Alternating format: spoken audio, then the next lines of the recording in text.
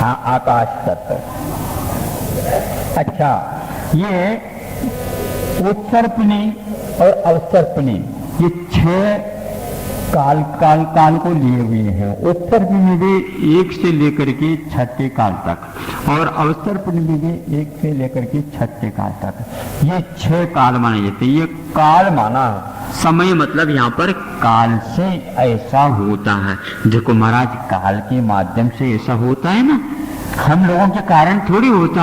ये काल ही ऐसा है, इसमें घटना वटना होता रहता है। यह काल के ऊपर आरोप है, ये काल को औपचारिक रूप में लिया है। इस प्रकार आप में घटन बढ़न होता है तो उस काल का नाम ऐसा रखा, न कि काल के कारण ऐसा हो रहा है। ये बहुत अंतर है। यदि काल के द्वारा ही आप मानते हैं तो कोई भी ईश्वर को मान रहा है, जगत के कर्ता, उस प्रकार आपने काल को मान लिया, बात एक ही हो गई। इसलिए अपने उपादान को लिए हुए जो द्रव्य है, जीव द्रव्य, पुद्गल द्रव्य, उनमें जो परिवर्तन होता है, उनगत जो योग्यता है, उसके कारण ऐसा हो रहा है। इसलिए काल, इस काल में क्या होता है, ऐसा आरोप आ जाता उसके ऊपर आरोप मत करो।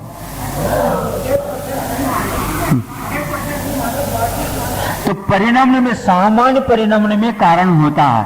जैसे मान लो नीचे के चाक के नीचे एक रॉड है, कुंभकार के चाक चल रहा है, तो रॉड के माध्यम से चल रहा है, ये कहा गया। इसलिए रॉड के माध्यम से ही कुंभ बन रहा है, ऐसा है। फिर कुंभकार की कोई आवश्यकता नहीं, रॉड पर चाक चढ़ा दो तो करते चले जाओ। 100, वो कह रहा ना 100% नहीं, ये भी याद रखना। चाक तो घूम रहा, काल नहीं घूम रहा। काल तो कील की भांति है, वह एक सपोर्ट देने वाला है। इसी प्रकार काल सामान्य परिणाम में कारण है, विशेष परिणाम में तत्संबंधी योग्यता। और काल की ओर आप घूम गए, ये ठीक नहीं है। काल कुछ करता नहीं, निष्क्रिय है, ठूंठ की भांति। और ये 10 कोड़ा कोड़ी सागर वो प्रमाण, एक एक अवसर्पणी और उत्सर्पणी हैं। 4 कोड़ा कोड़ी सागर प्रमाण, 3 कोड़ा कोड़ी सागर प्रमाण, 2 कोड़ा कोड़ी सागर प्रमाण, 1 कोड़ा कोड़ी सागर प्रमाण, फिर 21,000 प्रमाण, फिर बाद में 21,000 प्रमाण। इस प्रकार जो है यह पूरा का पूरा कहा 42,000 प्रमाण कम 1,000 माना है। तो ये सब मिलकर के 10,000 या 10 सागर कोड़ा कोड़ी प्रमाण, सागर प्रमाण हो जाता है। उतना ही उत्सर्पणी, उतना ही अवसर्पणी का काल माना जाता है। ये दोनों मिलकर के एक कल्प काल माना जाता है। इस माध्यम से हम इसके परिवर्तन को देखते हैं। आप जहाँ पर बैठे हैं, यहाँ एक समय पर भूमि का भी रूप धारण कर लेता। भरत और ऐरावत गायब हो जाते हैं, हाँ, इनमें परिवर्तन हो जाता। बाकी का स्थान इस ढंग से परिवर्तित नहीं होते। कोई बात यहाँ पर कह रहे हैं, ताभ्याम अपरा भूमियो वस्थिताः, उसके आगे वाले जितने भी भूमियां हैं, क्षेत्र, वह अवस्थित रहते हैं। यानी ये 6 समय के माध्यम से जो परिवर्तन हो रहे हैं वो वहां पर नहीं होते हैं।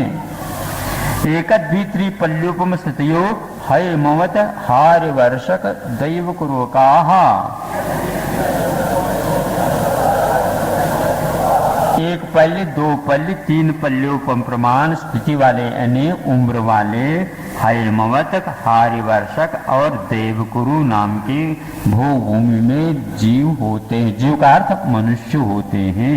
उसी प्रकार तिर्यंच भी होते हैं। दोनों लेकर के चलना है। तथोत्तराहा, फिर इसके उपरांत उत्तर में भी, दक्षिण में यह हो गया, तो उत्तर में भी उसी प्रकार जो भूभूमि है, उत्तम भूभूमि देवकुरु की जगह उत्तर कुरु आदि। विदेहेषु संख्ये कालाहा, किंतु विदेहों में संख्यात वर्ष स्थिति वाले ही रहते हैं। संख्यात वर्ष क्यों रहते हैं? तो अभी यह पल्लुपम काल वाले बताया, इसलिए विदेह में सारे के सारे पल्लुपम वाले सिद्ध हो जाएंगे। नहीं, विदेहों में पल्लुपम स्थिति वाले देवगुरु उत्तर गुरु की अपेक्षा से हैं, किंतु बाकी जो हैं कर्म भूमियों की अपेक्षा से संख्यात वर्ष काल वाले हैं। और ये संख्यात वर्ष का अर्थ भी आगे बताएंगे। पूर्व कोटि वर्ष ही उत्कृष्ट उनकी स्थिति हो सकती होती है। कुछ लोग क्या कहते हैं कि नहीं, वहां पर इतने ही होना चाहिए, ऐसा नहीं, इतने उत्कृष्ट होते उनके पूर्व कोटि वर्ष। 500 धनुष वाले ही होते हैं सारे सारे, ऐसा नहीं, 500 धनुष से आगे नहीं होते, ये इसका प्रमाण है।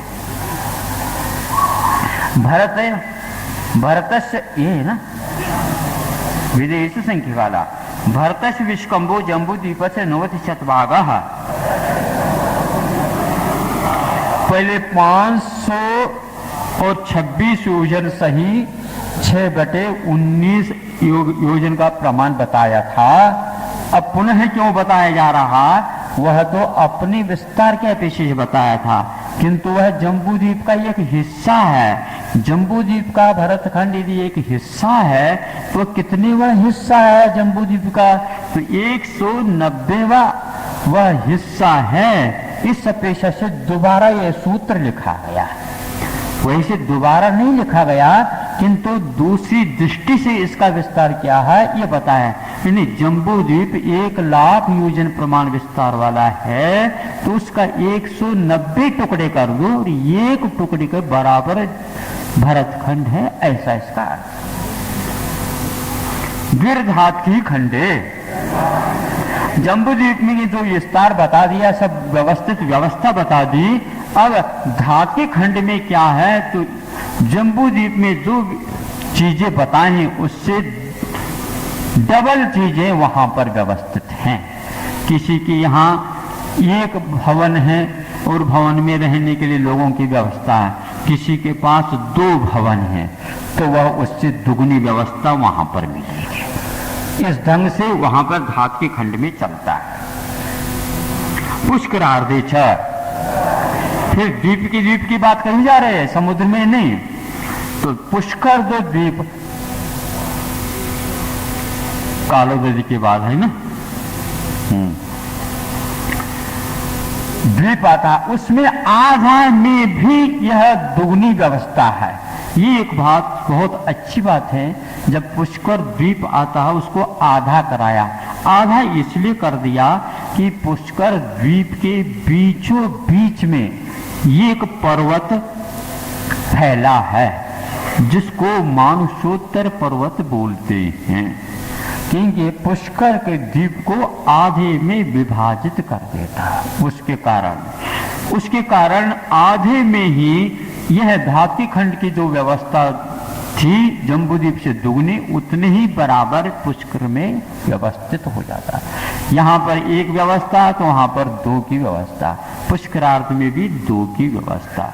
ये 2.5 द्वीप की व्यवस्था जो आप कहते हैं ना, 28 द्वीप 2 समुद्रीषु, 2.5 द्वीप और 2 समुद्रों में ये मनुष्य लोक फैला। इसी में सिद्ध परमेष्टि आदि बनते हैं, बाहर नहीं बनते हैं। पुष्करादि प्राण मानसोत्तरान मनुष्याः, पुष्कर को आधा बनाने वाले कौन होता है, ये मानुषोत्तर पर्वत है। तो मानुषोत्तर पर्वत इसका सार्थक नाम है कि उसके आगे मनुष्य नहीं जाएंगे, मनुष्य नहीं होंगे, और कोई भी जीव होगा लेकिन मनुष्य नहीं हो सकेगा। ये प्राक शब्द हैं। प्राक शब्द अपने आप में बहुत महत्वपूर्ण है। एक आंग और एक प्राक, ये 2 शब्दों के विचार प्रयोग होते हैं। आ ऐशानात आता है ना, आ ऐशानात, आ आकाशात, आकाश तक यानी आकाश को लेकर के, ऐशान तक यानी ऐशान को भी लेकर के, प्राक ऐशानात ऐसे कहेंगे तो ऐशान को छोड़ना पड़ेगा। इसी प्रकार यहाँ पर प्राक मानुषोत्तर में मानुषोत्तर पर्वत को छोड़ दो उससे पहले पहले ही मनुष्य रहेंगे, ना मानसोत्तर पर्वत को छू भी नहीं सकेंगे। ये इसका अर्थ है, उससे पहले आप रहिए। कई लोग मानसोत्तर पर्वत के ऊपर चढ़ना भी चाहते हैं, ऐसा नहीं चढ़ सकते।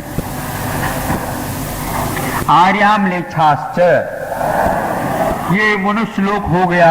इसमें कौन कौन रहता है? आर्य भी रहते हैं और म्लेच्छ भी रहते हैं। म्लेच्छ का अर्थ क्या होता है? म्लेच्छ का अर्थ होता है जहां पर धर्म कर्म की व्यवस्था नहीं होती। कर्म तो रहता है, असी मसी कृषि वाणी शिल्प ये तो रहता है, तराजू तो रहता है, उसके बिना नहीं काम चल सकता। नाप तो सब रहेंगे लेकिन धर्म नहीं रहेगा। धर्म के बिना अहिंसा धर्म का प्रावधान नहीं रहता है। वैसे सभ्यता के रूप में कुछ भी करो लेकिन वह व्यवस्थित नहीं रहता। इसको बोलते हैं म्लेच्छ। ये क्षेत्र जो होते हैं और द्वीपज भी होते हैं। द्वीप में जो कुभोभूमि जिसको बोलते हैं, भोभूमि और कुभोभूमि में बहुत अंतर है। भोभूमि जो होता है वह आर्य माने जाते हैं, रिद्धिधारी माने जाते हैं, किंतु कुभोभूमि वाले तो मानते हैं, इसको बोलते हैं आचार्य म्लेच्छ। वह भोभूमि होते हुए भी म्लेच्छवत रहते हैं। उनके यहाँ एक प्रकार से अलग ही वातावरण बना रहता है। जो यहाँ पर के कुपात्र के लिए दान दिए जाते हैं, ग्रंथों में वर्णन मिलता है, वो जाकर के कुभूमि में जन्म लेते हैं। ऐसे भी होते हैं, एक ही टांग के होते हैं, दर्पण के मुख वाले होते हैं, गोमुख वाले होते हैं, अश्व मुख वाले हो जाते हैं, अनेक प्रकार के काक मुख मुद्रा वाले भी अनेक प्रकार के मुद्रा हो जाते हैं। प्रश्न ये उठता है ये क्यों कैसा है? तो आचार्यों ने इतना ही कहा है। वहां पर तिर्यंचों के बारे में कोई वर्णन नहीं आता।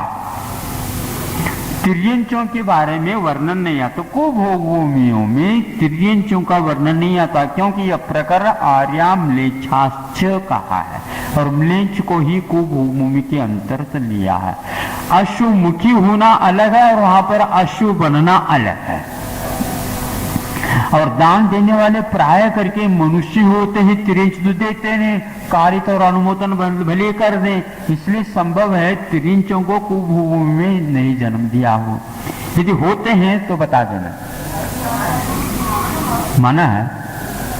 लेकिन म्लेच्छ कहने से और कोई को नहीं लिया जाता है। हाँ,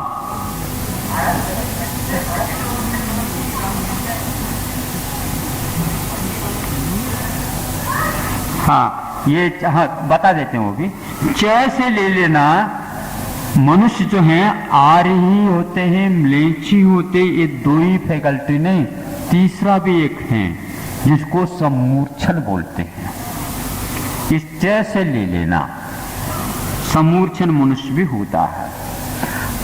हाँ, म्लेच्छ खंड से जो 32,000 रानियों को चक्रवर्ती लेकर के आता है, किसी श्रावक का प्रश्न है, तो उसके लिए हम ये कहना चाहें दिग्विजय के लिए चले जाते हैं, और दिग्विजय के लिए चले जाते हैं तो वो हार जाते हैं, उनसे डर जाते हैं, तो अपनी कन्याओं को 32,000 दे देते हैं। यह प्रत्येक चक्रवर्ती कहा, ऐसा नहीं कि भरत चक्रवर्ती के लिए होते हैं, नहीं, 32,000 रानियां म्लेच्छ खंड से आएंगे और आर्य खंड से 64,000, शेष कितनी? 64,000। मतलब 1/3 म्लेच्छ खंड से कन्याओं को ले आता है? सुनो, वो म्लेच्छ खंड लगे, ये कुभूमि के म्लेच्छ खंड माने जाते हैं। और ये जो है क्षेत्रज में, जैसे यहाँ पर आसाम की ओर चले जाएं, तिब्बत की ओर चले जाएं, या अफगानिस्तान आदि में चले जाएं, और कोई भी आदिवासी इलाके में चले जाएं, यूं कर दो जहाँ पर धर्म कर्म का कोई संबंध नहीं रहता, वहां पर भी राजा महाराजा वगैरह रहते हैं, उनके यहाँ भी नेता वगैरह रहते हैं, चलता है, व्यवस्थित है। अशी कृषि वाणी शिल्प विद्या तो सब चलता है। तो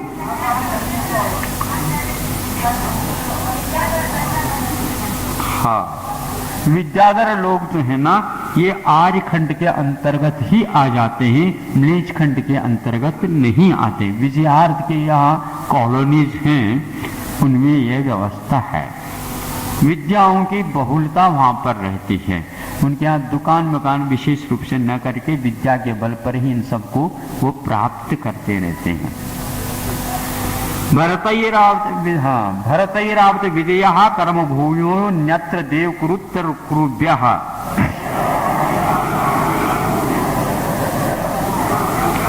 भरत, ऐरावत और विदेह ये कर्म भूमियां हैं। अन्यत्र यानी विदेह के अंतर्गत देवकुरु और उत्तर कुरु ये दो ये भूभूमि मानी जाती हैं। बाकी सब 15 यह कर्म भूमियां हो जाते हैं। आप पहले देखो 7 तो क्षेत्र हुए थे आपके 7 वर्ष जिसको क्षेत्र बोलते हैं। 7 ये 5-5 कर दो, क्योंकि जम्बूजी संबंधी कितने 7 हैं, तो धाती खंड में ये कितने होंगे, ज्यादा होंगे, उससे दुगने होंगे, फिर पुष्करार्थ में और दुगने, इस प्रकार होंगे। तो यह 7-5 35 हो जाते हैं। और देवकुरु और उत्तर कुरु ये 10 और हो जाते हैं, तो 45 क्षेत्र हो जाते हैं। 45 क्षेत्र हो जाते हैं। इनमें 15 को आप निकाल दो कर्म भूमि के रूप में, और बाकी जितने भी हैं वो सारे भूभूमि के अंतर्गत आ जाते हैं। इस प्रकार 45 क्षेत्र, 30 तो भूभूमि संबंधी और 15 जो हैं कर्म भूमि संबंधी। 5 विदेह है कर्म भूमि, 5 ऐरावत कर्म भूमि और 5 भरत। इस प्रकार है। नृस्थिति परावरे त्रिपल्लुपमांतर मुहूर्ते। ये अब नृस्थिति यानी मनुष्य की स्थिति मतलब कौन सी, उम्र, पर और अपर, ये 2 हैं। पर का अर्थ उत्कृष्ट, परास्थिति, अपरा यानी अनुत्कृष्ट या जघन्य स्थिति। 3 पल्योपम तो उत्कृष्ट स्थिति है, और अंतर मुहूर्त जो है वह जघन्य स्थिति है। जघन्य स्थिति किसको बोलेंगे, अंतर मुहूर्त।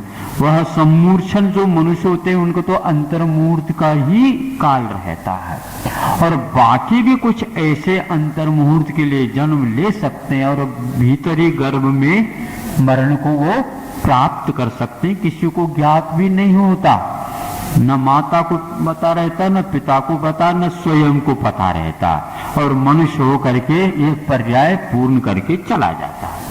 ऐसा हिसाब किताब पेट में ही।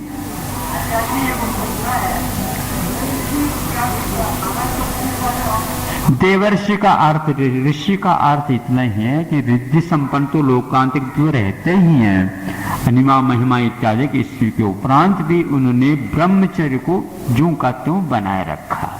इस अपेक्षा से जैसे यहाँ पर मनुष्य में भी किसी को बहुत शांत रहता है, देवता है ये, तो देव आएगा ये क्या, मतलब तुलनात्मक दृष्टि से देखते हैं तो चमक दमक में नहीं रहते, श्रृंगार अत्याधिक बाहुल्य उनके पास नहीं रहता।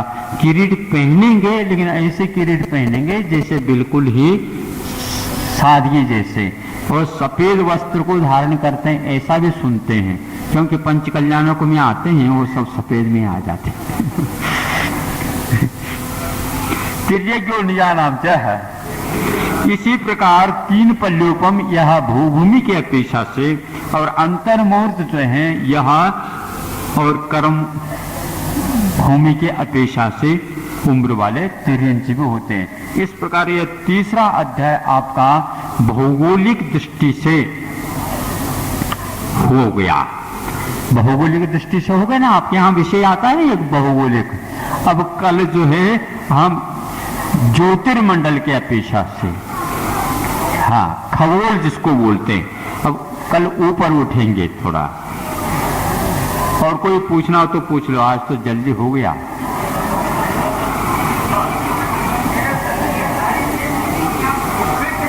शांति से आप बैठेंगे, इधर उधर की चर्चा नहीं करेंगे। अभी कक्षा समाप्त नहीं हुई है, मंगलाचरण के बाद उठते हैं, या तो उठना नहीं है तो बैठ जाओ, बाद में आओ, पहले आगे बैठो और जल्दी उठ करके जल्दी पहले जाओ, ऐसा कैसे? हाँ बैठ जाओ। क्या पूछ रहे हैं?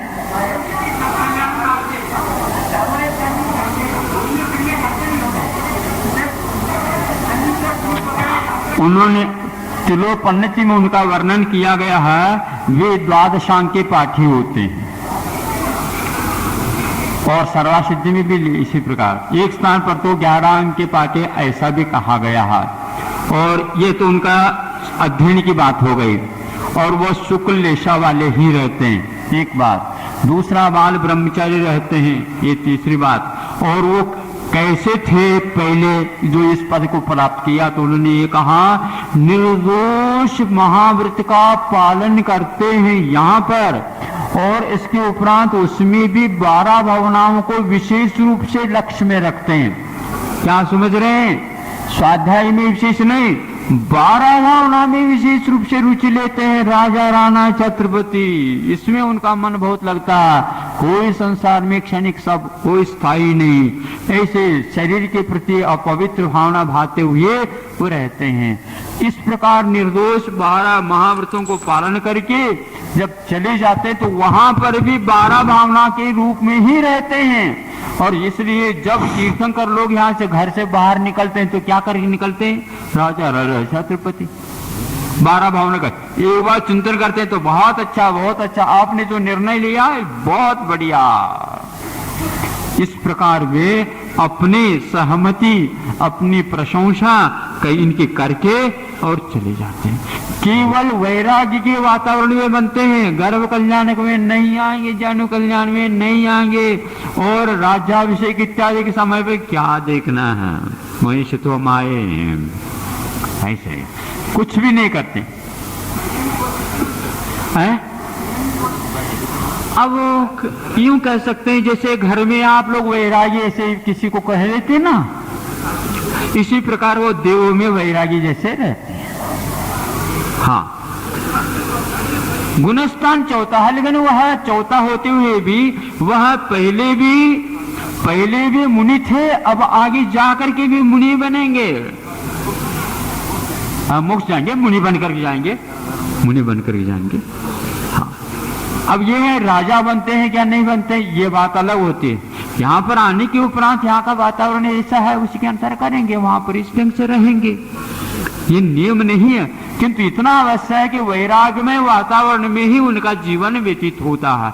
या तो समोशरण में जाएंगे, समोशरण में नहीं जानते ऐसा नहीं, जब से यह घर से बाहर निकलते तीर्थंकर तब से वो उनके पास आ जाते हैं। इसके अलावा कहीं भी आना जाना नहीं होता, बिल्कुल उनका कक्ष अलग है, ब्रह्मलोक जिसको बोलते हैं। हाँ, 5वां सर्ग है, ऊपर की कॉलोनी में रहते हैं।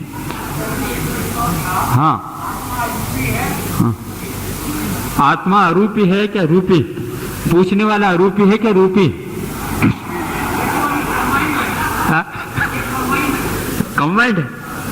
कंबाइंड कैसे?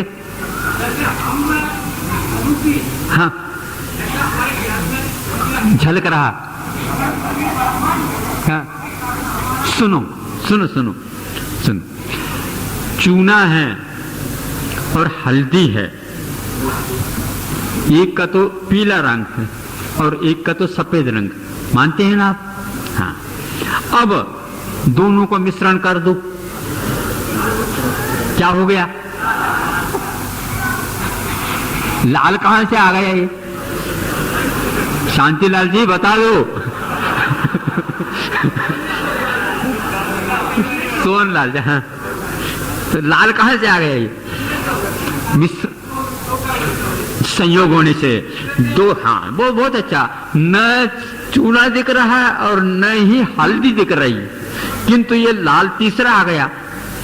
लाल जो है ये दोनों के संयोग से उत्पन्न हुआ, तो केवल हल्दी का परिणाम नहीं है, केवल चूने का परिणाम नहीं, किंतु यह दोनों के मिश्रण से तीसरी चीज बन जाती है। उसी प्रकार न ही जीव आज अरूपी रहा है और न ही वो पुद्गल शुद्ध पुद्गल रहा है। दोनों के संयोग से ऐसी स्थिति हो गई है। इसको जिस प्रकार विकृत भाव के द्वारा यह संयोग हुआ है, तो यह अच्छे संस्कारित वीतराग भाव के द्वारा इनका विघटन हो सकता है। जब तक विघटन नहीं होगा तब तक जो है। दूसरा सैद्धांतिक उदाहरण देकर के आपको संतुष्टि ले लेना चाहिए, वह यह है कि अवधि ज्ञान का विषय रूपी है क्या अरूपी है? रूपी है ना, मानते हैं आप? मानते हैं तो सिद्ध परमेष्टि को वह अपना विषय नहीं बना सकते, अरहत परमेष्टि को बना सकते। श्रद्धान से कोई मतलब नहीं।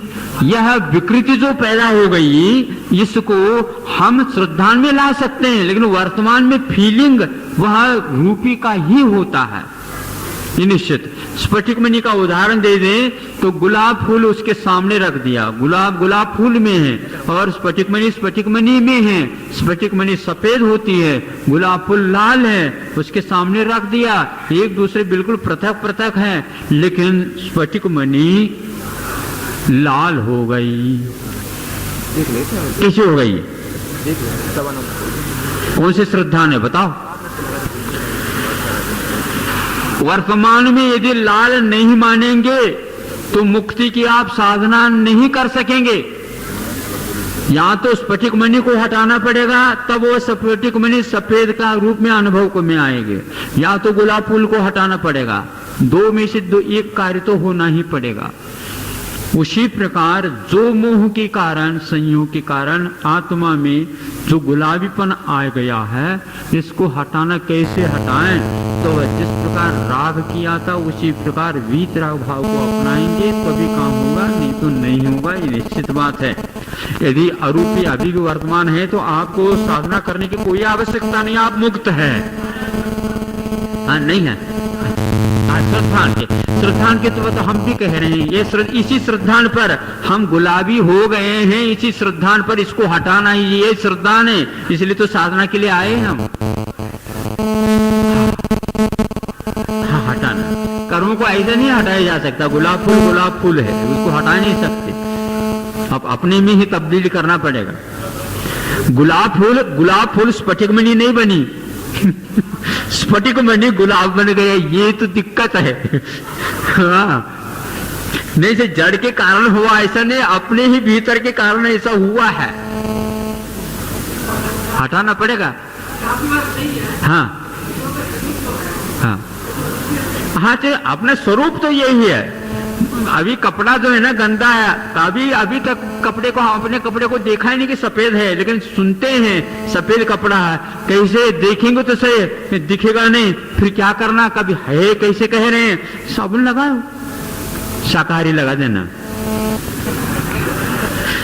हाँ ना, इतना तो करना पड़ेगा, नहीं तो।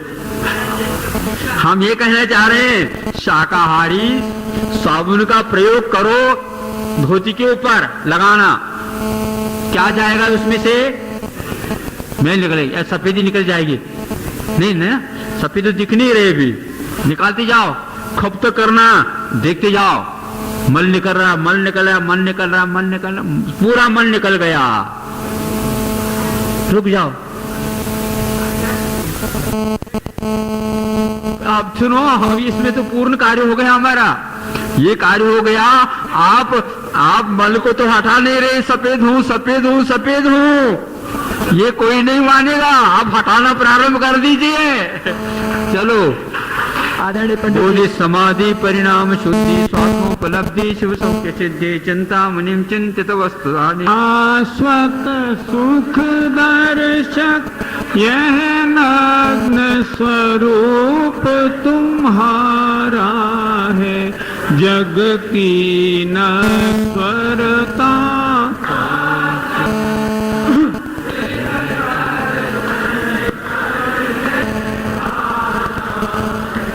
जब जग विषयों में रच पच कर गाफिल निद्रा में सोता हो, अथवा वह शिव के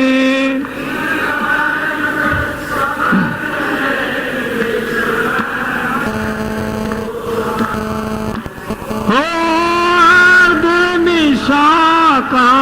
सन्नाटा वन में वनचारी चरते हो, तब शांत निराकुल मानस तुम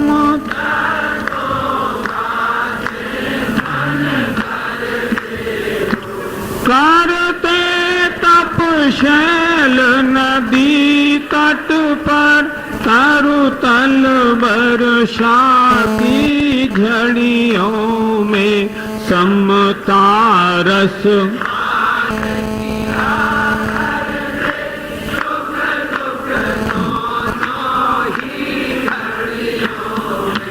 तुम सादानी का दे दी जग की निधियां, दिन रात लुटाया करते हो, सम सम की अविनश्वर मणियां। हे निर्मल देव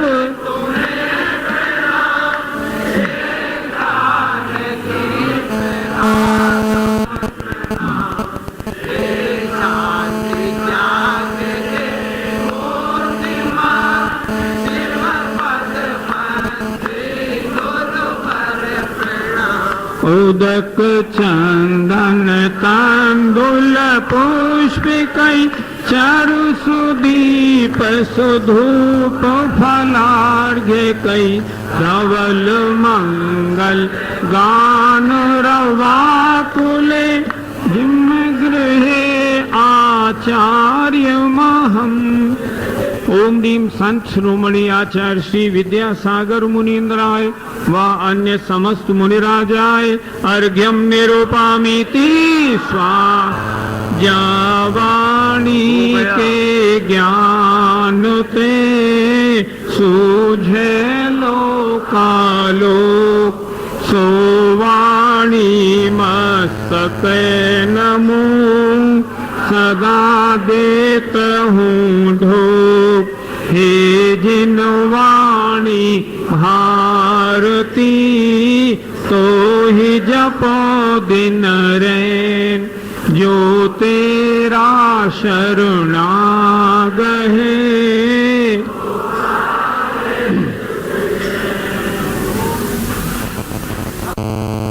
चारों ओर घेर करके ये रहेंगे, कहीं भी वह 5 राजू प्रमाण भी आ जाता, कहीं 1 राजू प्रमाण भी आ जाता, कहीं 7 राजू प्रमाण भी आ जाता, और घटता घटता और बढ़ता बढ़ता ये जो लोक का आकार बन जाता, उसके चारों ओर इसकी परिधियां मतलब घेराव हैं, इसलिए उसको इन्होंने शायद वलय शब्द का प्रयोग नहीं किया हो।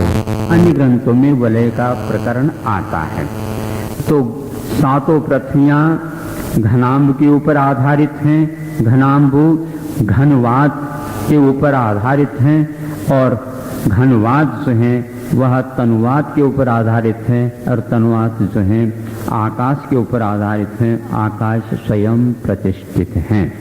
इस प्रकार यह 7 अधोभाग में पृथ्वियां हैं। इसके नापतोल के बारे में, ये जो आप बैठे हैं यह नरक की ही भूमि है, ध्यान रखना। आप लोगों का अड़ोस पड़ोस वाली बात है ये। यह प्रथम पृथ्वी के 3 हिस्से होते हैं, उसमें एक 16,000 प्रमाण, फिर इसके उपरांत 84,000 प्रमाण, फिर इसके उपरांत अब्बुल भाग जिसको बोलते हैं उसके लिए 80,000 प्रमाण। 180,000 योजन प्रमाण, यह सब मोटाई इसकी एक पृथ्वी की है। पहले के 2 में नारकी नहीं रहते, अब्बुल भाग नीचे जो है उसमें रहते हैं। फिर उसकी मिटाई इसकी मिटाई 180,000 हो गई, तो दूसरी पृथ्वी असंख्यात योजन के बाद नंबर उसका आ जाता है। उसकी मोटाई 32,000 योजन प्रमाण है। उसके नीचे नीचे आप चलते जाओ, 4,000 योजन कम करते हुए अंतिम जो महात्मा नाम की 7वीं पृथ्वी है उसके 8000 योजन प्रमाण मोटाई है और इन सब पृथ्वियों के बीच में असंख्यात योजन प्रमाण का गैप है। जैसे आप लोग अपनी उंगलियां यूं कर दो, यूं करने के उपरांत उंगली जो है वो पृथ्वी है और बीच में जो गैप है वो सारे सारे उसके एक दूसरे पृथ्वी के बीच में गैप अंतर स्थान आ जाएगा। इस प्रकार ये 7 अधो अध कहते हैं, नीचे नीचे हैं, बिखरे हुए नहीं, किंतु एक के नीचे एक, एक के नीचे एक, एक के नीचे इस ढंग से हैं। ये 7 पृथ्वी हैं। अब यहाँ से लेकर के दूसरी पृथ्वी तक, पहली पृथ्वी तो यहीं पर हो गए, पहली पृथ्वी से दूसरी पृथ्वी तक एक राजू और दूसरी से तीसरी एक राजू, इस प्रकार 7 पृथ्वियां 6 राजू में व्याप्त होकर के नीचे खड़े हैं। नीचे का लोक एक प्रकार से दक्षिण और उत्तर की ओर सर्वत्र जो लोक पूरा का पूरा 7-7 राजू प्रमाण है, पूर्व और पश्चिम की ओर देखते हैं तो वह नीचे 7वीं पृथ्वी जहाँ चलती है वहां से 7 राजू प्रमाण है और वह कम होता होता होता वह मध्य लोक पर आकर के एक राजू प्रमाण रह जाता। ऊपर का कल देख लेंगे। अब 6 राजू प्रमाण तो हम पृथ्वी के बारे में विभाजित करते हैं आधो लोक को। नीचे एक और राजू प्रमाण रह जाता है जो कि उसमें किसी प्रकार से त्रसों का आवागमन उत्पत्ति आदि नहीं है। उसका भी नाम एक प्रकार से अकलंक देव ने रखी है, कलंकला। कलंकला नाम की वह 7वीं पृथ्वी के नीचे एक पृथ्वी और आ जाती है। पृथ्वी नहीं किंतु उसको उन्होंने एक प्रकार से कलंकला पृथ्वी नाम दे ली है। वहां पर निगोदियों का आवास मुख्य रूप से बताया जाता है, किंतु इस प्रकार के नामावली हम कहीं अन्यत्र नहीं सुनते। धवला आदि ग्रंथ में कलंकला इत्यादि का कोई भी वर्णन नहीं मिलता, केवल अकलंक देव के माध्यम से मिला। यदि मान लो अन्य ग्रंथ में मिल भी गया हो तो आप बता दें, स्वाध्याय करने लग जाएं तो।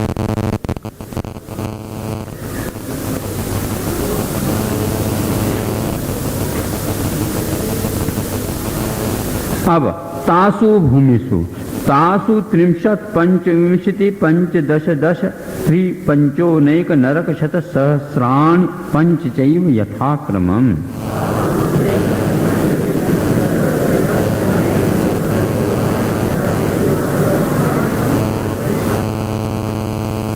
यथाक्रम से ये शत सहस्राणि यानी लाख क्रम से लगा लेना। पहले पृथ्वी में कितने ही नरक ये बता रहे हैं। 30 लाख, 25 लाख, 15 लाख, 10 लाख, 3 लाख, 5 कम, 1 लाख और 5, ये क्रम से लगा लेना। इतने ही हैं, एव कहते हैं, इतने ही हैं। 7 नरक हैं ये कहना गलत है, किंतु 7 पृथ्वियां हैं और इन सबको मिला देते हैं तो 84 लाख हो जाते हैं। यथाक्रम से लगा लेना। इन 7 पृथ्वियों में एक प्रकार से और पटलों का विभाजन किया है।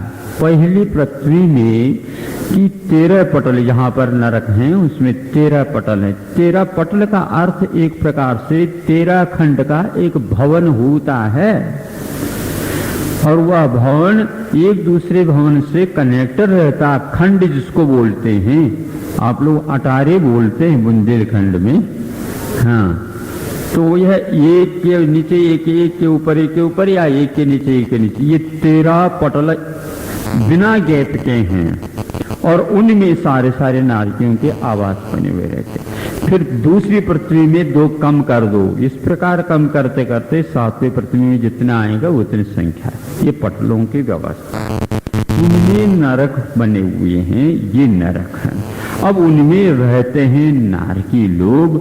अब कहाँ वहां पर कोई बिजली की व्यवस्था है नहीं, न सूर्य है, न चंद्रमा है, न खज्जोत है, कोई भी नहीं।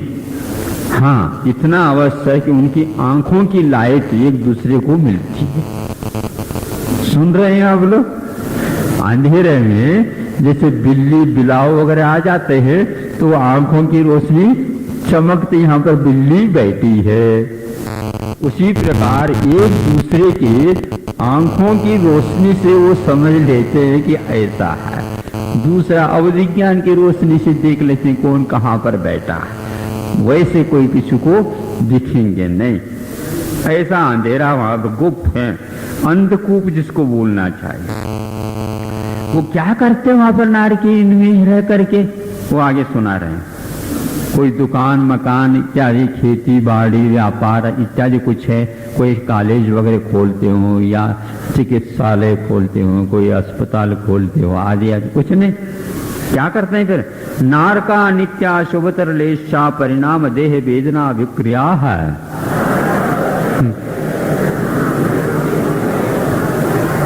ये वे नारक, उनकी विशेषताएं यह हैं। क्या विशेषता? नित्य। नित्य का मतलब आभिक्षण। अभीक्षण के अर्थात अत्यर्थे आभिक्षण।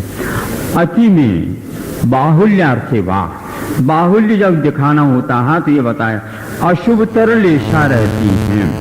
अशुभतर उनके परिणाम होते हैं, अशुभतर उनके देह होते हैं, अशुभतर उनकी वेदना होती है और अशुभतर ही उनकी विक्रियाएं होती हैं। कैसे? अधो अधः, पहले नरक में जो अशुभतर लेशा होंगे तो अशुभतर का अर्थ क्या होगी? कापोती लेशा से प्रारंभ करते हैं। प्रथम, द्वितीय, तृतीय और चतुर्थ, इनमें कापोत लेशा।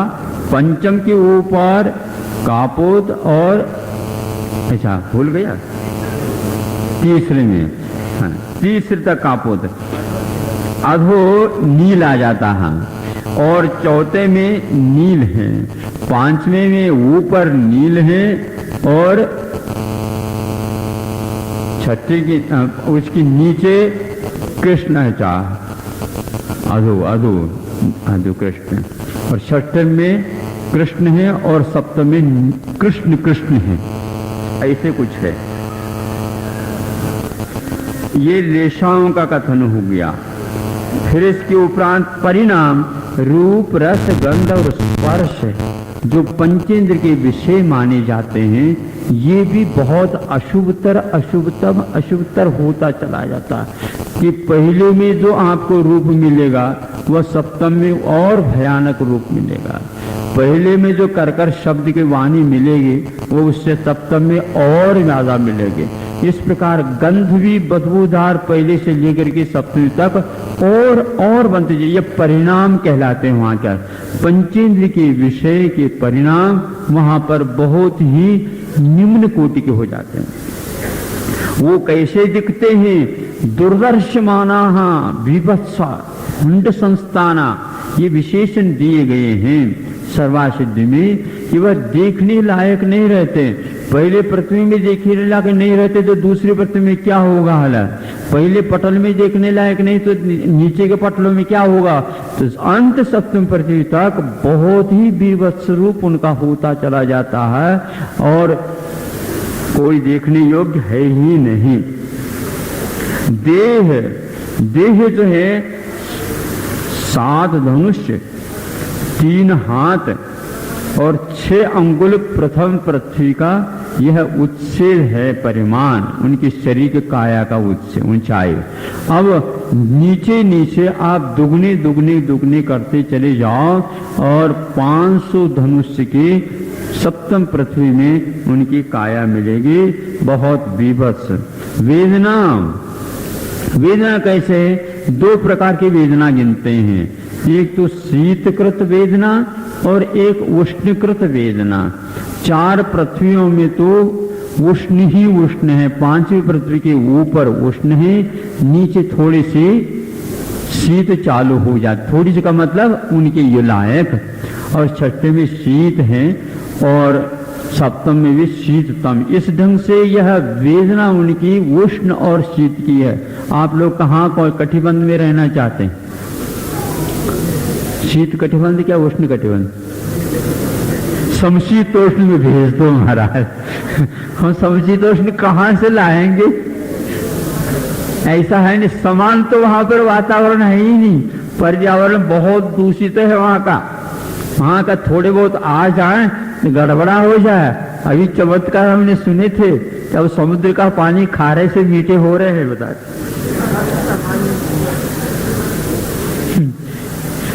बड़ा विचित्र है। वेदना विक्रिया का मतलब यह है कि जो अपना रूप है उसको और विक्रियाओं के माध्यम से बनाइए। विक्रिया, भिन्न विक्रिया और अभिन्न विक्रिया दो प्रकार की हुआ करते हैं। नारकियों के अभिन्न विक्रिया होते हैं, अपने हाथ को ही तलवार बना दे, अपने हाथ को ही गदा बना दे, अपने नाक को ही और कुल्हाड़ा बना दे।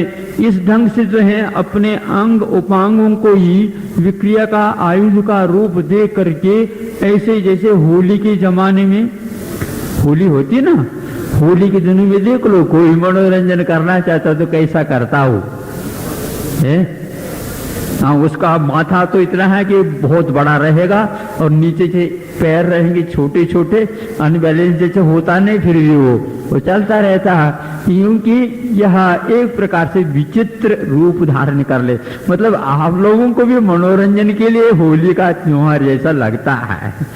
सारे के सारे डांबर के पोते हुए सारे के सारे मुख मिलते हैं, कोई भी लाल नहीं दिखता। नहीं समझे? लाल का मतलब जैसे नाम के पीछे लाल लगाते हैं ना, तो कोई लाल नहीं, सभी काले। सभी काले। ऐसा क्यों? तो वहां रूप ही ऐसा है। अब कैसे आपको मतलब मनोरंजन के लिए ऐसा भी रूप अच्छा लगता है क्या? हाँ बिल्कुल, एक दूसरे को रंग लगा करके और आनंद का अनुभव करते, वो हमेशा हमेशा ऐसे रहते हैं। बात ये कहीं जैसे लगती है। सैंपल के लिए आप लोग करते हैं, वो लोग जीवन पर करते हैं। विक्रिया ये हो गए। परस्परो दीर्घ दुखा। अब दूसरी बात ये है, इतना तो इनका हो गया, अब कर्म के वजह से होता होगा, ठीक है, भोगते हुए बैठे, ऐसा नहीं। आपस में एक दूसरे को लड़ा भिड़ा करके या करके दुखित करते रहते हैं। परस्परो उदीरित दुखा। वहां पर कोई भी सुख की घड़ी नहीं आती है। सुनते हैं महाराज, जब ये तीर्थंकरों के जन्म वगैरह होते हैं तो 3 लोक में आनंद छा जाता, उनके लिए भी एक क्षण के लिए आता, तो वहां उनके लिए भी साता की उदीरना तो बताई है, लेकिन नहीं के बराबर। बिजली जैसे कौन जाती है, थोड़े वक्त के लिए जैसे बिजली का प्रकाश का भास हो जाता है, उसी प्रकार वहां पर है। बाकी हमेशा हमेशा वहां पर दुख की ही उदीरना होती रहती है।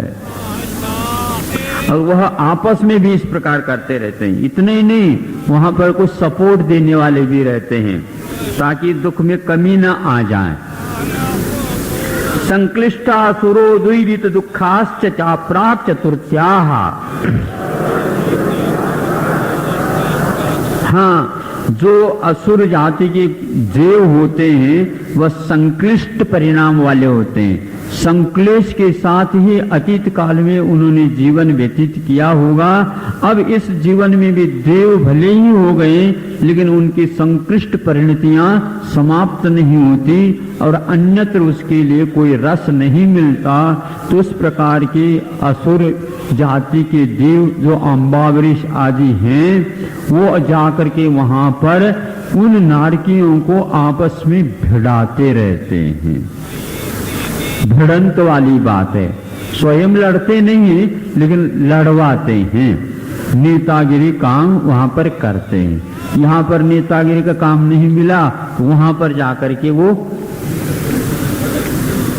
ये है। उससे ये कहां तक है? सातों पृथ्वी में नहीं, प्राक चतुर्थ्या का अर्थ तीसरी पृथ्वी तक, यह इनका हिसाब। च से ऐसे ही सारे देव जाते हैं क्या? नहीं, देव तो वैसे 12वें स्वर्ग तक के देव भी वहां पर जाते हैं और संबोधन भी करते रहते हैं। सम्यक दर्शन की प्राप्ति में एक धर्म श्रवण नाम का हेतु बताया गया है निर्देश स्वामित्व इत्यादि में। उन्होंने ये बताया कि देव लोग अपने अपने मित्र, अपने अपने परिवार के जो जाति स्मरण करके देख लेते हैं वहां पर हैं, वो वहां पर जाकर संबोधित करते हैं। अब तो छोड़ दो इस बात को, उनको समझ में आ जाता है तो सम्यक दृष्टि बन जाते हैं। वहां पर भी शिविर लगाया जा सकता है। देव लोग जो सम्यक दृष्टि होते हैं वहां पर जा करके उनको संबोधित करते हैं और सम्यक दृष्टि उनको बढ़ा देते हैं। जो यहाँ पर सम्यक दृष्टि नहीं होते वहां पर जाकर के सम्यक दृष्टि हो जाते हैं। ये क्षेत्र की महिमा है। ज्यादा सुख मिलने से सम्यक दर्शन जल्दी भी नहीं मिलता। दुख, वेदनोद्भव दुख तो होता है, उसके द्वारा भी सम्यक दर्शन उत्पन्न होता। प्राक चतुर्थ्या कहा है। इससे ये ज्ञात होता है कि वहां पर अकेला दुख ही दुख के कारण मिलते हैं ऐसा नहीं, वहां के भी कुछ लोगों के पुण्य उदय होता है, उसके कारण देव लोग स्वर्ग छोड़ करके संबोधन के लिए जाते हैं। सुनते हैं कि हरिवंश पुराण के अनुसार या और किस पुराण के अनुसार कि 16 स्वर्ग से सीता का धीव भी जा करके रावण के लिए संबोधन का कार्य कर रही थी। वैसे शतकंड आगम के अनुसार वह ठीक नहीं बैठता है, क्योंकि शुक्ल दिशा वाले नीचे अधोहति में जा करके इस प्रकार के कार्य नहीं करते। 12वें स्वर्ग तक के देव ही पद्म लेशा के साथ नीचे जा सकते, ऐसा आता है। लेकिन फिर भी पुराण ग्रंथों में ऐसा उल्लेख तो मिलता है।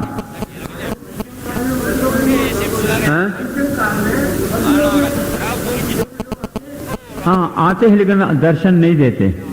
जो यहीं के हैं वो दर्शन देते रहते हैं, जो पिशाच भूत वगैरह गंतर वगैरह। कल्पवासी देव नहीं आते। कल्पवासी देव 63 शला का पुरुष जब रहते हैं उसी समय उनका आवागमन होता रहता।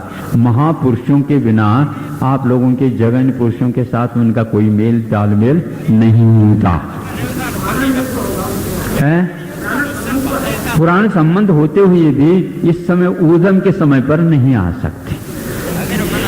ये तो इस समय ऊर्जम चल रहा है। अब सम्यक दर्शन होते हुए भी वातावरण इस समय ठीक नहीं है। देवता लोग यहाँ पर आते नहीं, वही विचरण करते यहीं के रहते हैं जो ऊर्जम करने वाले रहते हैं। प्राक चतुर्थ्या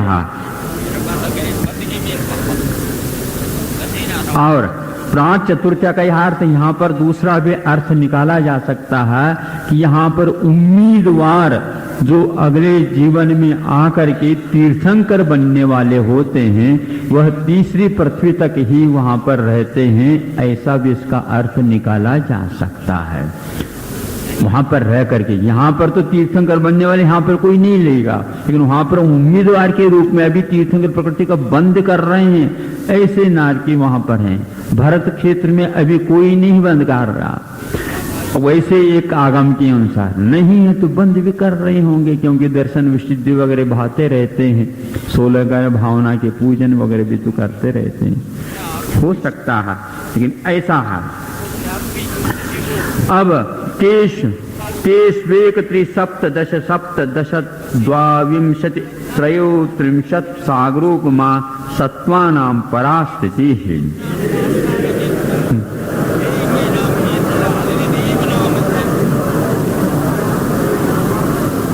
तेईस ने नरकों में, नारकियों में 1 सागर, 3 सागर, 7 सागर, 10 सागर, 17 सागर, 22 सागर और 33 सागर के आयु वाले नारकी उत्कृष्ट आयु वाले हैं उन पृथ्वियों में। परा मैंने उत्कृष्ट, स्थिति मैंने उनका जीवन का कृष्ण।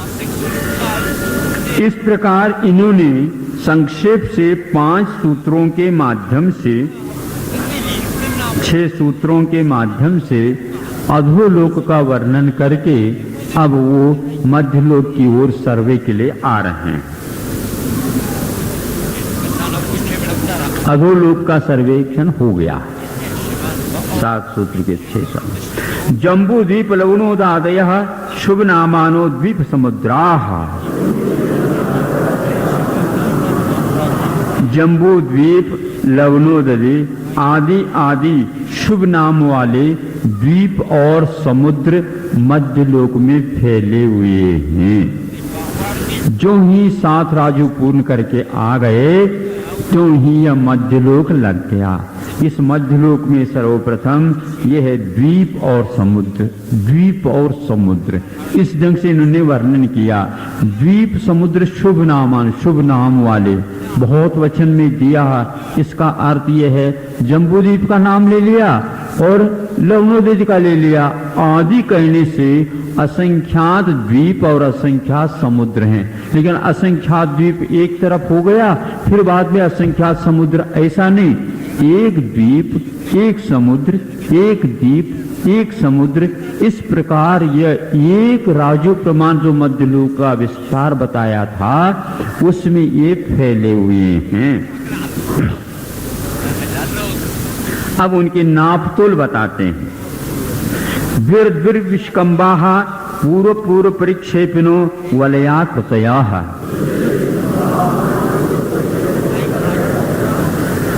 ये दुगने दुगने विष्कम्भ में विस्तार वाले हैं। एक द्वीप कुछ विस्तार का है तो दुगना उससे आगे वाला समुद्र होगा, उससे आगे आने वाला द्वीप उससे दुगना होगा, उससे आगे आने वाला समुद्र उससे दुगना हो। इस प्रकार यह दुगने दुगने विस्तार को लिए हुए हैं। एक विशेषण हो गया। पूर्व पूर्व परिक्षेपिनो, द्वीप से समुद्र घेरा है, समुद्र से पुनः द्वीप घिरा, द्वीप से पुनः समुद्र घिरा। इस प्रकार घिरते घिरते घिरते घिरते घिरते यह असंख्यात द्वीप और समुद्रों की मालाएं, तरंग मालाएं चलती चली गई। और कैसे हैं? वलया कृतया है, एक दूसरे के घेरेंगे तो निश्चित बात है कंगन की भांति, वलय की भांति, जैसे कल कढ़ाते हैं, कड़ा पड़ा पहनते आप, तो वह रिंग की भांति वह फैलते फैलते चले गए हैं। समुद्र की भी यही और द्वीप की भी यही दशा है। इससे कैसा हो गया आप थोड़े से देख लो, कैसा रूप होता चला गया एक राजू तक। मांडना मानते ना आप लोग? मांडना नहीं मानते? सिद्ध चक्र मंडल वगैरह के पहले में चढ़ाएंगे लौंग, फिर दूसरे में चढ़ाएंगे बादाम, दूसरे में चढ़ाएंगे इलायची, तीसरे में चढ़ाएंगे बादाम, चौथे में चढ़ाएंगे अखरोट, उसके चढ़ाएंगे गोला, फिर इसके ऊपर चढ़ाएंगे और कोई बड़ा हो तो फल बताओ। इस ढंग से चढ़ाते चले जाएंगे, चढ़ाते चले जाएंगे। सचित मत चढ़ाओ।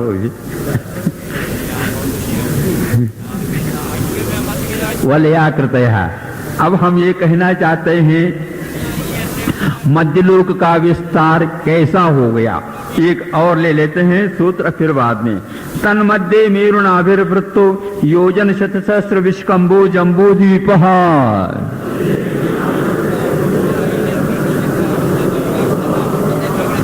उनके बीच में, थोड़े से इस शब्द को समझ ले, उनके बीच में, तन मने तेषु मध्य, तेषां मध्य, उनके बीच में, वृत्त है मैंने थाली का आकार वाला, योजन शतसहस्र मतलब 1,00,000 विस्तार, 1,00,000 योजन विस्तार वाला जम्बू द्वीप हैं। एक विशेषण इसका छूट गया। उस जम्बू द्वीप में पुनः तन मध्य लगा सकते हैं। उसके बीचों बीच में मेरु नाभिल, मेरु के मेरु है नाभि के स्थान पर, यानी जम्बू द्वीप के बीचों बीच में, जैसे आप लोगों के शरीर में नाभि का स्थान है, वैसे उस थाली के आकार वाला जम्बू द्वीप है, उसमें मेरु खड़ा है।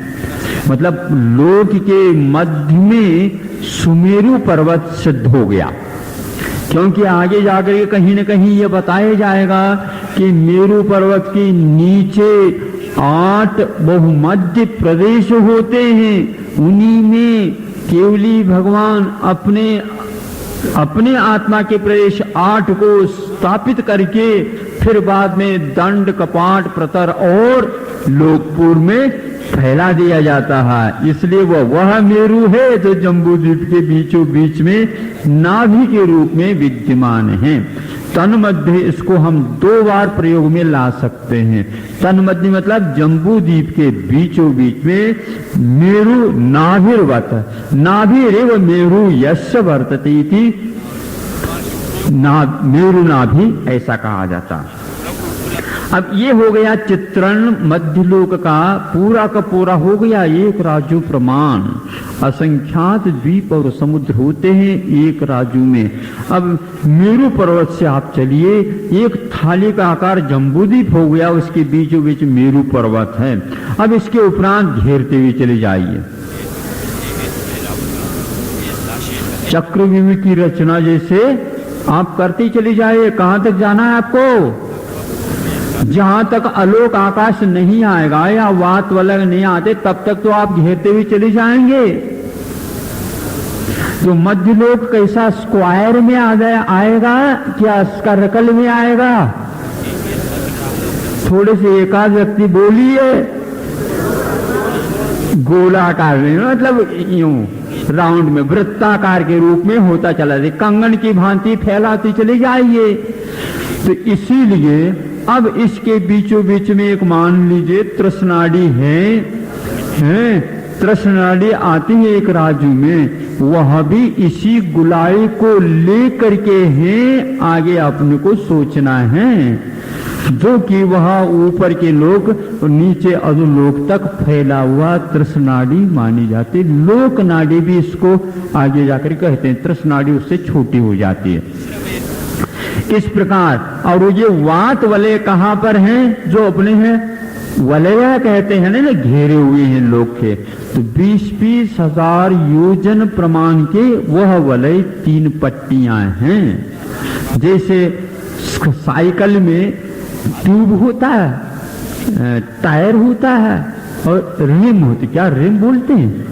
रिम बोलते हैं इसको। अब ये 3 के ऊपर जो है वह गाड़ी पहिया चालू हो जाते हैं। दो पहिया की साइकिल, बाइसिकल ये चलती है। उसी प्रकार लोक के लिए ये 3 जो है वात वलय अपने ढंग से पकड़े हुए हैं और वह सब घूमते रहते हैं, ऐसा आगमों में मिलता है। इसलिए आप लोगों को ध्यान रखना कि यह मध्यलोक स्क्वायर में नहीं है, आयत में नहीं है, किंतु बिल्कुल गुलाई में है, ऐसा कहा।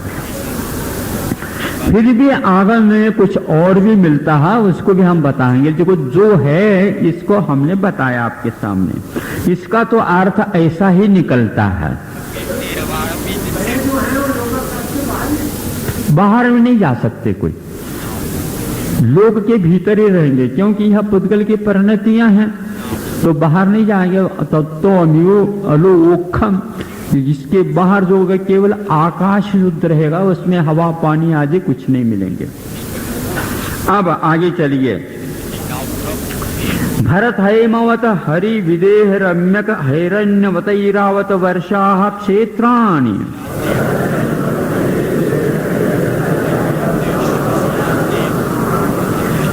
जम्बू द्वीप में ये 7 क्षेत्र हैं। भरत क्षेत्र है, हेमवत क्षेत्र है, हरि क्षेत्र है, विदेह क्षेत्र है, रम्य क्षेत्र है, हिरण्यवत क्षेत्र है और ऐरावत क्षेत्र है। भरत और ऐरावत इधर और उधर दक्षिण और उत्तर में है, बाकी बीच में सारे क्षेत्र आ जाते हैं। तद विभाजन है पूर्वा परायता हिमवन महा हिमवन निषद नील रुक्म शिखरिणो वर्षधर पर्वताः।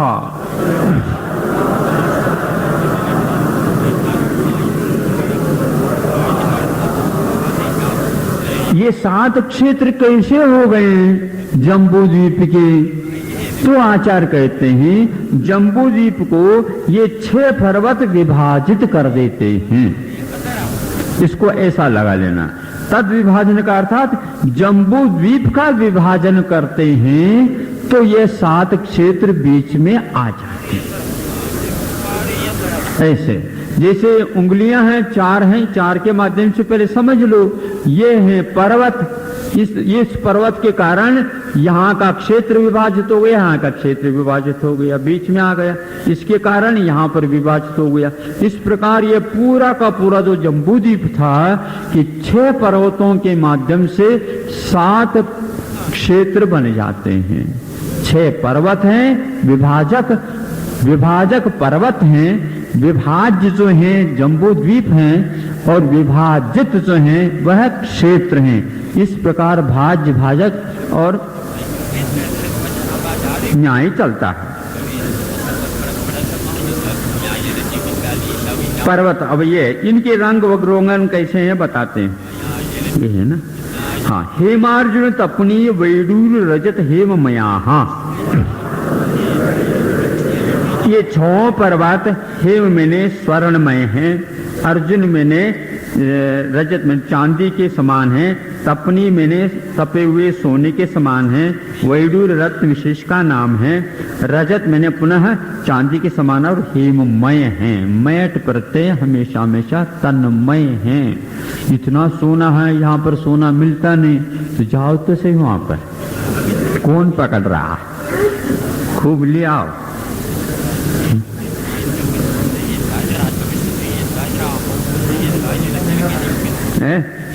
नहीं, यहाँ के प्रबंध चाहते थे ना चांदी चाहिए, वहां पर रजत के पर्वत है, जाओ जाओ तो सही। मणि विचित्र पार्श्वा ऊपर मूले च तुल्य विस्तारा। अब कैसे है ये, जिनके पार्श्व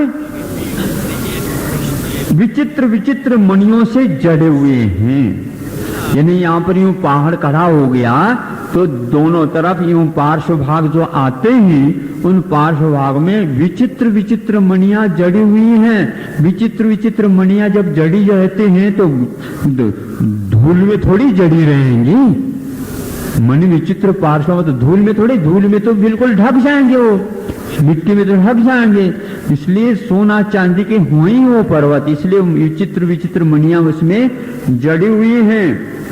और कैसे हैं वो पर्वत, ऊपरी मूले च तुल्य विस्तारा, ऊपर और नीचे समान विस्तार वाले हैं, यानी मान लो जितने 10 योजन है तो 10 योजन नीचे भी और ऊपर भी, और च के अर्थ मध्य में भी तुल्य विस्तार है।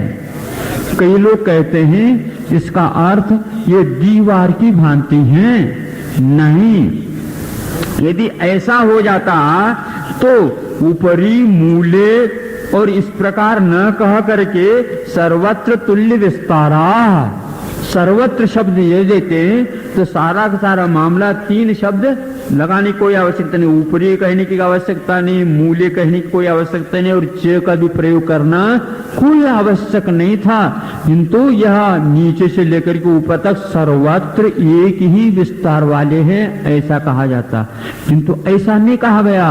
ऊपर नीचे और मध्य में तुल्य विस्तार वाले हैं। तो आपके जैसे वाले सोचने के लिए नीचे 7 राजू हैं, ऊपर भी मान लो 7 राजू को बना दो और बीच में भी 7 राजू को बना दो, ये तुल्य विस्तार हो गए, तीनों में हो गई ना। किंतु इसके बीच में जो है वो हम कुछ भी रूप देख सकते हैं, दीवार की भांति ये पर्वत है ऐसा सिद्ध नहीं होता इस सूत्र के द्वारा।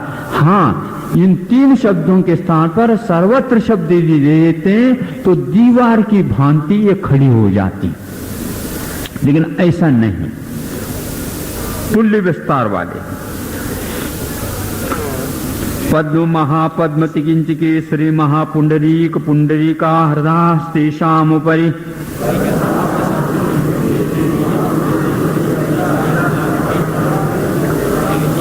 छह पर्वत हैं तो 6 बड़े बड़े तालाब हैं। हृद अर्थात जिसमें से बड़ी बड़ी नदियां निकल जाएं उसको बोलते हैं हृद। तेषाम उपरि मैंने पर्वतानाम उपरि।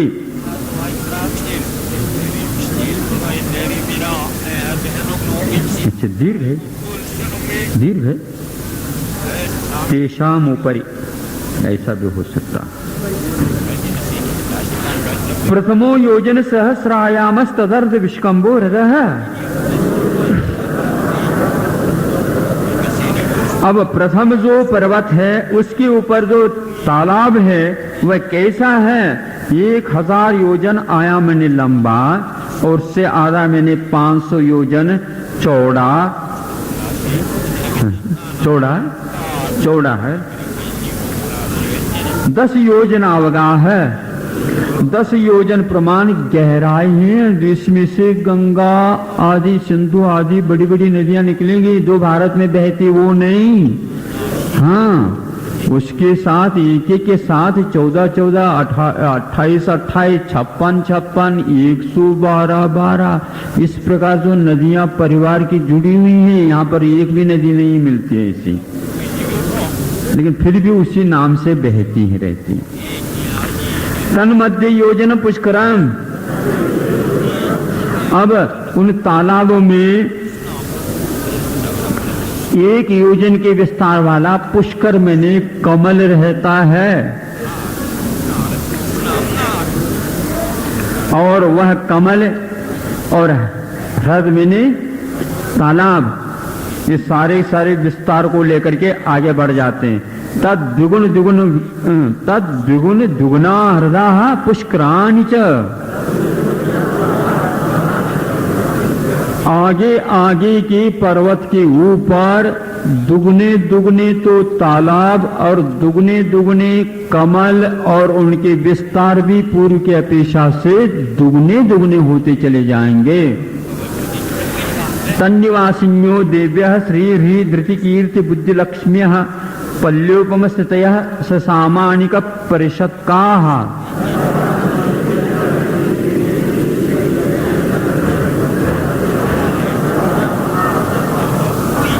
अब यहां पर एक शब्द आया तन्निवासिन्यः। तन्य का अर्थ होता है तेषु। तेषु का अर्थ क्या लेना? प्रोनाउन है, नाउन तो है ही नहीं, वे क्या कहें? तो ये 2 प्रकार के वर्णन, एक तो पर्वत है और एक तालाब है और एक पुष्कर मैंने कमल है। अब कहाँ पर तालाब में ले, पुष्कर कमल में ले अथवा पर्वत के ऊपर ले? कहाँ ले, कैसे ले? प्रत्याशक्ति की अपेक्षा से प्रधान रूप से जो होता है वह भी हट करके काम बता देता है। क्योंकि तालाब में जल मंदिर जिसको बोलते नहीं समझे, जल मंदिर की मान लो कल्पना हो तो हम कैसे कह सकते हैं? कमल में आवास बनाओ फिर उसमें इनको रखो, तो तालाब में भी हम सीधे मंदिर बना सकते हैं। मंदिर बने हुए हैं वह कृत्रिम, ऐसे इसी प्रकार प्रासाद बन सकते हैं। इसलिए प्रोनाउन से क्या लेना यह कुछ कहा नहीं जाता। ग्रंथांतर में तो यही आता है कि कमलों के ऊपर भी प्रासाद बने, उन प्रासादों में यह रहती हैं, ऐसा उल्लेख मिलता है। फिर भी हम ये नहीं कह सकते क्योंकि सूत्र तो सूत्र होता है, अनेक अर्थ इसमें गर्भित हो सकते हैं। महाराज जी के, उमा स्वामी महाराज जी का क्या भाव था क्या पता, इसलिए दोनों लेकर के चले तो अच्छा है, इससे स्मृति बढ़ भी जाएगी। एक पल्योपम आयु वाली और सामानिक देव और पार्षद देव के साथ रहने वाली ये श्री ह्री धृति कीर्ति बुद्धि और लक्ष्मी जाति के देवांगनाएं वहां पर रहती हैं। और तिलोपन्नति इत्यादि में यह सौधर्म इंद्र के नियोग ने ऐसा कुछ कहा है परिवार के। ये कुछ लोग कहते हैं ये बाल ब्रह्मचारी रहते हैं, ऐसा नहीं, क्योंकि अपने यहाँ ब्रह्मचारिणी लोक देने के लिए देवों में केवल लोकांतिक के अलावा किसी को भी ब्रह्मचारी का रूप बताया नहीं। देवों में तो है ही नहीं ब्रह्मचारी। हाँ क्या संपन्न, अच्छा हाँ हाँ जम्बूद्वीप में। लेकिन इन तत्वार सूत्र की टीका उपटीकाएं इत्यादि में कहीं भी ब्रह्मचारिणी शब्द नहीं आता, इसलिए हम कैसे कह दें। और दूसरी बात है, देवर्षि वह लोकांतिक हो जाए तो ये देवर्षिनी बन जाएंगे फिर। क्या समझे? लोकांतिकों का नाम देवर्षि कहा है। यद्यपि अहमिंद्र लोग भी ऋषि हो सकते थे, लेकिन जहां पर स्त्रियों का देवियों का आवागमन भीड़ भड़का रहे और वहां पर भी अपने जीवन को शील से संपन्न रखने वाले एकमात्र लोकांतिक हैं अभी तक, इसलिए देवियों के बारे में हम कह नहीं सकते भी, उनका मना नहीं कर सकते। लेकिन इसमें तो कहीं भी उल्लेख नहीं मिलता। ये देवर्षि शब्द अपने आप में टाइटल बहुत अच्छा टाइटल है देवों के लिए। हाँ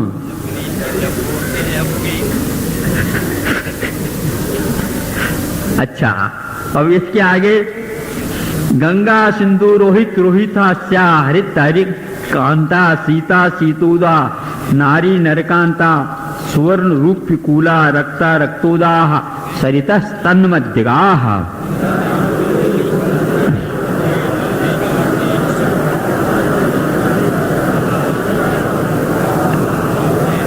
तन्मध्यगाः ये शब्द बहुत अच्छा है।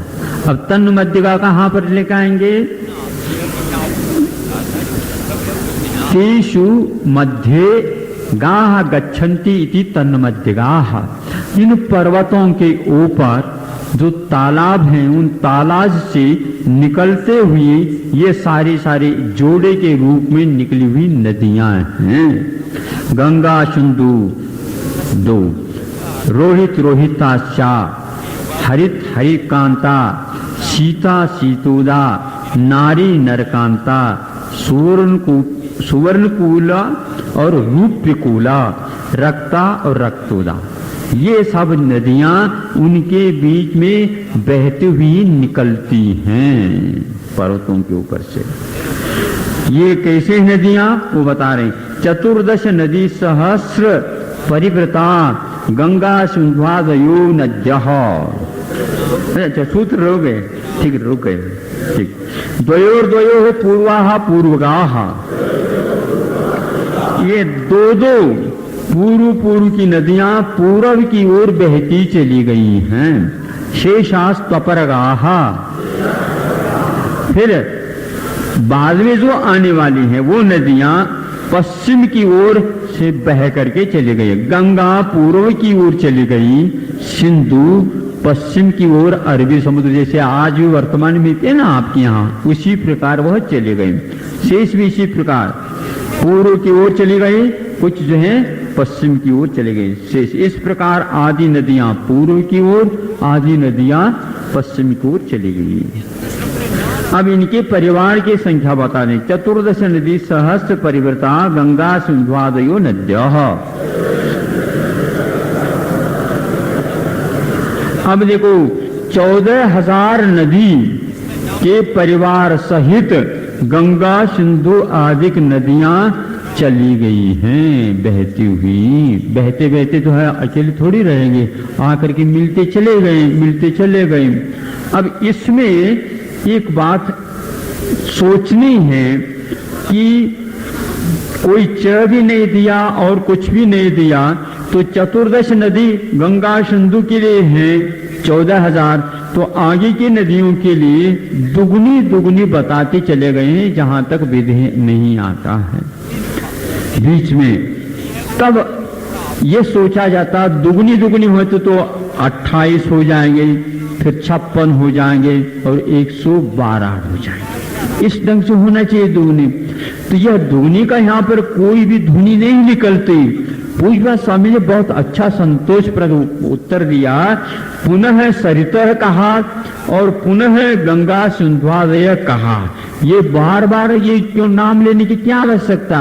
तो गंगा सिंधु के जो है 14,000 हैं, तो उनके आगे आगे के दुगने होंगे। इस दुगने की प्रतीक जो है पुनः नद्य इस प्रकार कहा गया। नहीं तो नदी का प्रसंग तो था ही, इसलिए यह बात स्पष्ट हो जाती है कि दुगने के लिए नद्य शब्द का पुनः प्रयोग करके हमारा शंका का समाधान किया। नहीं तो आप दुगने बना ही नहीं सकते सूत्र के अनुसार।